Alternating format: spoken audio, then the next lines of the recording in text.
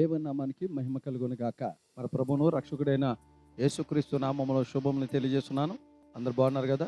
పరిశుద్ధాత్మ దేవుడు మరొకసారి మరి దేవ యొక్క ఆదరణ గడియ అనేటువంటి దైవిక కార్యక్రమం ద్వారా ఈ ఉదయకాల సమయంలో మరొకసారి మిమ్మల్ని మీ కుటుంబాన్ని వాక్యం చేత దర్శించి ప్రార్థన చేయటానికి దేవుడు నాకు ఇచ్చిన కృపను బట్టి దేవదేవుడికి వందనాలు చెల్లిస్తున్నాను.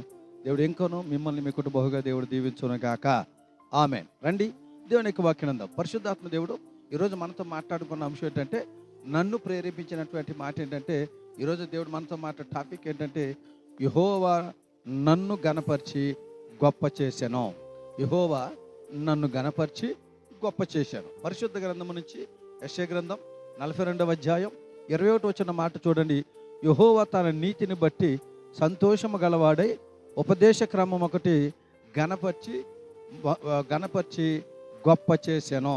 దేవుడికి మహిమ కలుగునగాక. దేవుని బిడ్డలారా గమనించండి. ఈరోజు చాలామంది కోరుకునే ఏంటో తెలుసండి, దేవుడు నన్ను గణపరచాలి, దేవుడు నన్ను గొప్ప చేయాలి, దేవుడు నన్ను అత్యధికమైన స్థితిలో ఉన్నతమైన స్థితిలో ఉంచాలి అని చాలామంది కోరుకుంటారు. ఈరోజు దేవుని బిడ్డలారా గమనించండి, దేవుడి ఉద్దేశం కూడా అదేనండి. తన పిల్లలు ఎప్పుడు గనులుగా ఉండాలి, ఘనహీనులుగా ఉండకూడదు అన్నది దేవుడి ఉద్దేశం. ఘనమైన వారు ఉండాలని దేవుని ఉద్దేశం. ఇక్కడ చదివిన లేఖ భాగంలో యెహోవా నన్ను గణపరిచి గొప్ప చేసాడు అని ఉంది. ఎందుకని దేవుడు గణపరిచి గొప్ప చేశాడో అని మనం పరిశీలన చేస్తే, ఎందుకు ఆయన గణపరిచి గొప్ప చేస్తాడు, ఎవరిని గణపరిచి గొప్ప చేస్తాడంటే, ఎవరిలో అయితే ఎవరి హృదయంలో అయితే దేవుని ఉపదేశం ఉంటుందో వారిని దేవుడు గణపరిచి గొప్ప చేయనగాక. ఈరోజు దేవుని నేను గణపరచాలా, దేవుని నేను గొప్ప చేయాలా? ఒక మాట చెప్తున్నా వినండి, నీలో ఉపదేశం ఉండాలి. ఎవరిలో అయితే ఉపదేశం ఉంటుందో ఖచ్చితంగా దేవుడు వారిని గణపరిచి గణపరిచి గొప్ప చేస్తాడు. అదేంటండి ఉపదేశం ఎలా లేకుండా నాకు కీర్తనలు 23 అధ్యాయం మొత్తం వచ్చండి. అవి ఒకటి కాదండి. ఈరోజు నీలో ఉన్న ఉపదేశం ఏంటో, నీలో ఉండవలసిన ఉపదేశాలు ఏంటో ఒక 2-3 ఉపదేశాల గురించి చెప్తాను. ఇవి కనుక నీలో ఉంటే దేవుడు నిన్ను గణపరిచి గొప్ప చేయనగాక. చూడండి, 3 విషయాలు చెప్తాను. ఒకటి, మనలో ఉన్నటువంటి ఉపదేశం ఏంటంటే 119వ కీర్తన 128వ వచ్చిన మాట ఏంటంటే, యథార్థమైన ఉపదేశం ఎవరిలో అయితే హృదయంలో ఉంటుందో, యథార్థమైన ఉపదేశాన్ని ఎవరైతే కలిగి ఉంటారో వారిని దేవుడు గణపరిచి గొప్ప చేయనగాక. ఈ రోజున ఉపదేశాలు కూడా యథార్థమైన ఉపదేశాలు ఉండట్లేదు. కళ్ళబొల్లి ఉపదేశాలు, వాళ్ళకి అనుకూలమైన ఉపదేశాలు, రకరకాల ఉపదేశాలు వచ్చేస్తున్నాయి. అయితే దేవుడు ఖచ్చితంగా చెప్తున్నాడు, నేను గణపరిచి గొప్ప చేయాలంటే నీలో ఉండవలసిన ఉపదేశం అంటే యథార్థమైనటువంటి ఉపదేశం నీలో దేవుడికి కనపడాలి. దేవుడికి మహిమ కలుగును గాక. రెండవది, మనలో ఉండవలసిన ఉపదేశం అంటే తెలుసండి, పరిశుద్ధ గ్రంథంలో ద్వితీయోపదేశకాండం 32వ అధ్యాయం 2వ వచ్చిన మాట ఉంది చూడండి.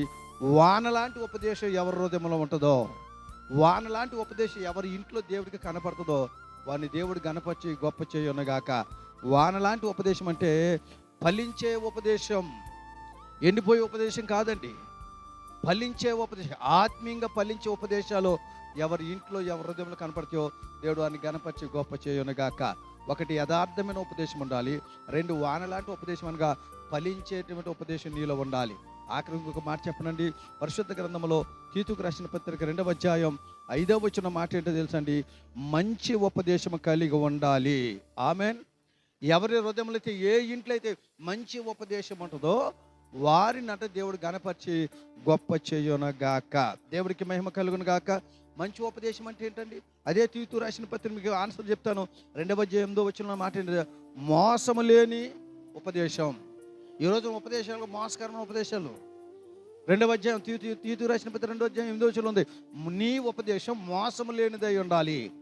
మోసము లేని ఉపదేశం ఎవరి హృదయం ఉంటుందో వారిని ఖచ్చితంగా దేవుడు గణపరిచి మహిమపరిచి గణపరిచి గొప్ప చేయనగాక. 3 ఉపదేశాలు మన జీవితంలో ఉండాలి. యథార్థమైన ఉపదేశం, వానలాంటి ఉపదేశం అనగా ఫలించే ఉపదేశం. 3వది ఉండవలసిన ఉపదేశం అంటే మంచి ఉపదేశము అనగా మోసము లేని ఉపదేశము మన హృదయంలో ఉంటే దేవుడు ఖచ్చితంగా ఈరోజు వాక్యం నిన్ను దేవుడు గణపరిచి గొప్ప చేయనుగాక. దేవుడి మాటలు దీవించనుగాక.